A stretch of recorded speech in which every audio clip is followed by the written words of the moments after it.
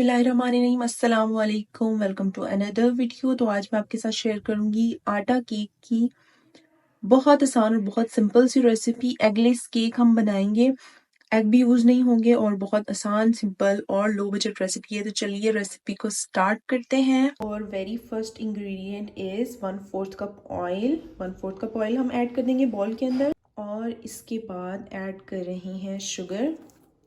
1/2 cup sugar हम लेंगे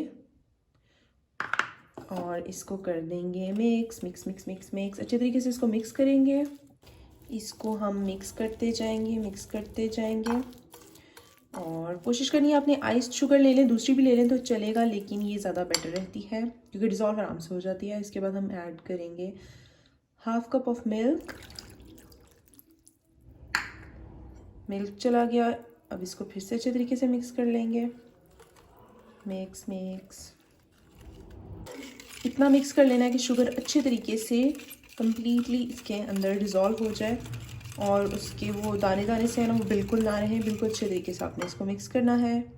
अगला इंग्रेडिएंट है few drops of vanilla essence. हम इसके अंदर ऐड कर देंगे, मिक्स करेंगे।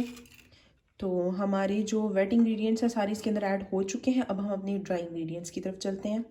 इसके बाद हम अपना नेक्स्ट इंग्रेडिएंट ऐड करेंगे विच इज़ आटा, 1 कप भर के।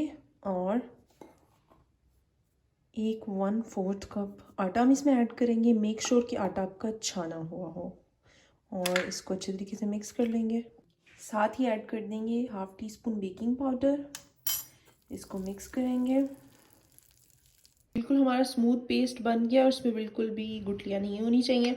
आखिर में हम इसमें ऐड कर देंगे 1 टेबलस्पून भर के लेमन जूस। ये ऐड कर दिया। फिर से इसको मिक्स कर लेंगे। ये मिक्स करने के बाद ना ये और भी फ्लफ़ी हो जाएगा। बिल्कुल परफेक्ट बैटर हमारा रेडी हो चुका है। अब हम इसको करेंगे बेक। ओके, सो बेक करने के लिए हमने एक मोल्ड ले लिया है। मोल्ड को ऑयल के साथ ग्रीस किया है और उसमें हम ऐसे ऐड कर देंगे थोड़ा सा मैदा। इसको इस तरह से अच्छे तरीके से इसको हमने इस तरह से वो कर लिया है सारा, उसके साथ मैदा जो है वो लगा लिया है। अब हम इसमें हम सारा अपना बैटर शिफ्ट कर देंगे।